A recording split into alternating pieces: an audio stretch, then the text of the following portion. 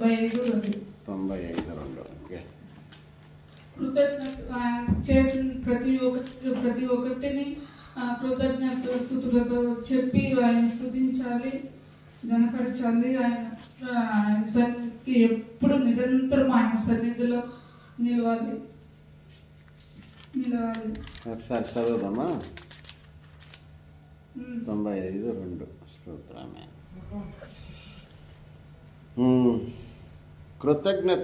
కృతజ్ఞతలతో ఆయన సన్నిధికి వచ్చిందుము, కీర్తనలు పాడుచు ఆయన పేరిట సంతోషగానము చేయుదము. ఆయన చేసిన ప్రతి ఒక్క ఉపకారము, ఆయన చేసిన ప్రతి ఒక్కటిని మరొకకుండా కృతజ్ఞతాస్తుతులతో చెల్లించాలి. ఆయన సన్నిధికి ఎప్పుడు నిరంతరం ఆయన సన్నిధిలోనే నిలవాలి అని దావీదు కుమారుడు దేవునితో మాట్లాడుతున్నాడు.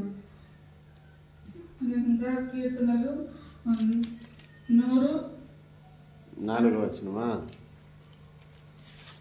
104వ వచనమా? 102. 2-4 చూసుకో. 102.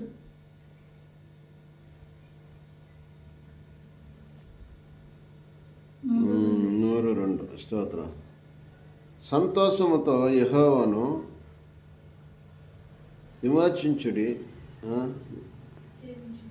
సేవించుడి, ఉత్సాహ గానముతో చేయుచు ఆయన సన్నిధికి రండి. ఎప్పుడు దేవుని సంతోషంగా యెహోవాను స్తుతించాలి, ఆయన సేవించాలి. ఎప్పుడు ఉత్సాహంగా ఘనంగా ఆయన సన్నిధికి రావాలి, ఆయన కనపరచాలి, ఉత్సాహంగా కనపరచాలి. హల్లెలూయా,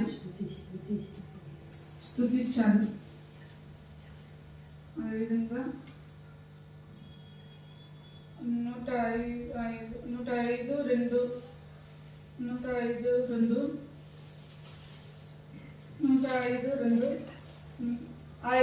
ఆయన గూర్చి పాడుడి, ఆయనను కీర్తించుడి, ఆయన ఆశ్చర్యకారంలో అన్నిటిని గురించి సంభాషణ చేయుడి. ఆయన గురించి ఎప్పుడు పాడుచు స్తుతిగానం చేయొచ్చు. ఆయన చేసిన కార్యములన్నిటినీ ప్రకటన చేస్తూ ప్రతి ఒక్కటిని కృతజ్ఞ స్తుతులను అర్పించాలి. అదేవిధంగా